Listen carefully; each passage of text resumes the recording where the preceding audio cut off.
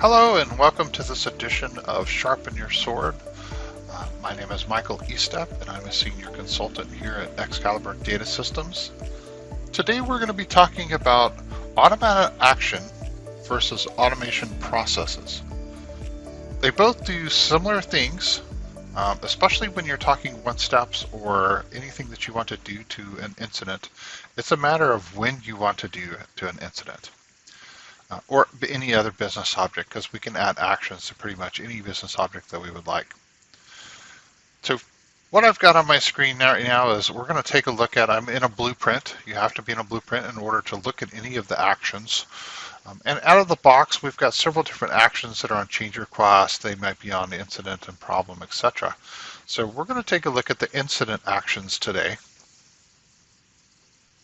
And once we get into our edit actions, we're going to go down to our automatic actions. As you can see here, we have several different things that we can do within here. We can either do something as an automatic action on a create. So when we create this business object, would we like to run a one-step or do something at that point in time to this business object whenever we create one. Then we have a save action. So anytime we save, and it will evaluate each of these in turn, from top to bottom. When we save something, do we want to evaluate it right now, right then? And then a state change action would be if I'm changing from maybe new to in progress or in progress to resolved or something like that. Little use that I have seen out of the state change actions, I see a lot more out of the create and the save actions. So when we're looking at save actions, it's going to evaluate based upon a condition. So in this particular one, take ownership, used to automatically assign an incident to the current user if the ticket is moved to in progress without a current owner. So if I save this one, or if I'm moving it to in progress, like I begin work and it moves to an in progress state, it's going to look and see, do I have the status equals in progress, assigned to as empty, level 2 escalation teams, etc. All the things that we might want to see just to make this run. So even though the evaluation is going to take place on a save action each and every time, it's not going to actually run something unless it meets the correct conditions that we have within here. And in this particular case, we're going to run a one step, that's take ownership, and it's going to do whatever we need to do it over there. So when we talk about the differences between automatic actions and automated processes, these are pretty much things that are going to happen like right now, immediately. When would I want to use a save action? Taking ownership, for instance. I don't want to wait down the line or wait for the automated process, even though it's about a minute, 2 minutes for it to run, for it to do something. A good example for this is when we use our assignment history map. We want to know when something changes between a team to another team or a person to another person. We use an on-save action because that will give us the information right then in case something changes before the automated process actually picks up. I can see if it got changed and then changed again, where the automated process would not have picked it up at that point in time. So let's take a look at some examples of automated process, and the way that we get to those is we go out of our blueprint and we actually have an automation processes selection. So if we look at automation processes, and we're just going to create a new blueprint, and the automation process do have a blueprint. They are different extensions. So when you go to publish, you can tell the difference between if I'm doing an automated process or if I'm doing a regular blueprint. So within here, we've got our business objects and different things that we want to do. We've got them either enabled, what the priority we might want to have them on, our triggers, and then our description for each one of these that we have in here as well. So there are 3 different types of automated processes, and again, this is running off of a service on your server. So if you're locally hosted, you have that on your scheduling server normally, where you have all of your other services that are running. If you're hosted in a SaaS environment, then you don't have to worry about these. The Cherwell takes care of them for you. So if the service is running and these are disabled, of course, they're not going to look and evaluate them at all, unlike a save action, where a save action will evaluate them for the conditions each and every time. This actually looks for a status. Is it enabled or is it disabled? The one we're going to kind of take a look at today, because there are three different types in here. We have a simple action event process, we've got a threshold-based process, and we have a visual workflow process. So from the simple action event, one of those might be if it changes from here to there. So if we look at a simple action, such as notify incident owner of the assignment, what's going to happen in here is it's just going to look for something to happen. One thing that happens, etc. So in this case, if assigned to any change field, to assign to, we want this to happen. We also have some things up here as far as events are concerned. So do we want it created, when it changes, created or changes, incident closed, incident reopened, and these are all different based upon if we have a life cycle or not. You may see some other things, etc. So this is looking at incident change, field change, any change to it. Are we limiting the records? We are. We're going to look at put a criteria on it as well. So even though it changed and the assigned to may have changed, we want to make sure it's not in cart. Incident assigned to is not equal to the last modified. And also the assigned to is not empty.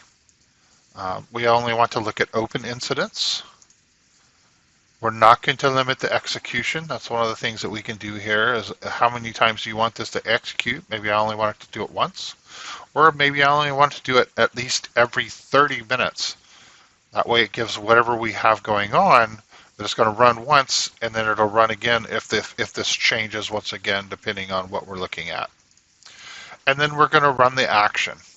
One of the things that we can do in here is run our action with a one-step. We can also do other actions.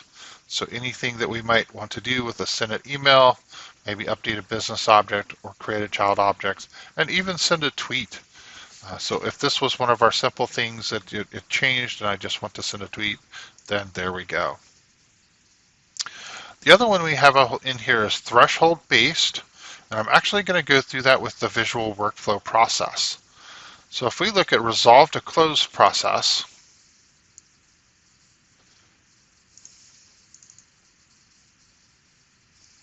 and we bring it up here, you'll notice it kind of throws us into an editor that we used to. We see these all the time within the one step. Shows us at the top kind of what's going on, a little bit of a timeline, if you will, and each of the steps that we might be taking in here. I'll give it just a minute for it to load my editors here. And we're seeing some things that are coming in. We've got the start event. So this is much the same as a threshold or as the simple process when to start the event, when it's changed, created, etc. Field status changed. And in this point, we're going to look at when it changes to resolved. We're going to look at work hours. Do we want to set it based upon an SLA, 24/7, working hours that we set it? Do we want to limit some records? We do. We only want open incidents. Resolved is considered an open incident as far as Cherwell is concerned. Limit execution, so any number of times we can have this run, but do not start if this process is already running. So this is one thing that we can do with an AP is we can have it not start, unlike the save action. Every time you save, it's just going to keep going every save, every save, every save, evaluate each of those records.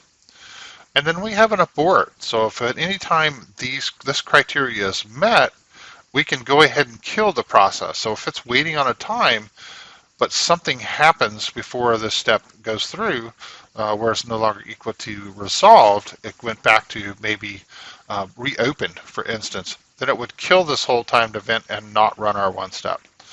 So this is our resolve to close process, which is an out-of-the-box one.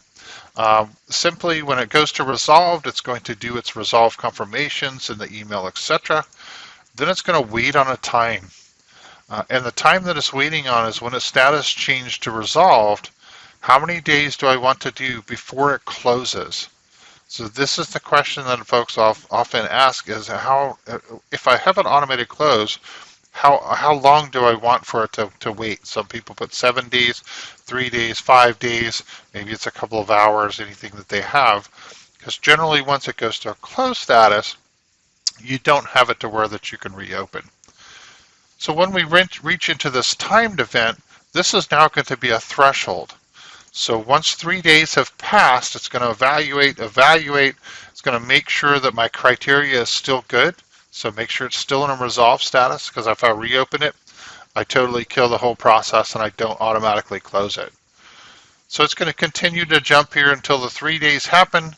And then after the 3 days, it's going to go down here and do my auto close record step, which generally sends an email if you have that turned on, but it will always close out the incident request, etc. So those are the differences that we have today between the automated process and the automatic action. So some notes, some side things to think about is this is really great when we're doing run steps. So when do I want a one step to run? If we're looking at an email confirmation, for instance, do I have to run it right now in an automated process, an automatic action? Or do I have to put it into my one step of the resolution? Or can I move it over here to this automated process that has a little bit more power, some little extra threads, etc., that can run this without me because I don't have to do anything to it. It's a template, etc. So when you're thinking about automatic actions, is it something that I have to do right now? Is it something on the create? Is it something on the save that I have to do right now? Or is it something that I can wait and put into the automation process that I can have run at a later date? Or do I need something to happen after this particular one like we saw in the resolve to close process? So I appreciate you joining me for this Sharpen the Sword, and I hope you guys have a great day. Thank you.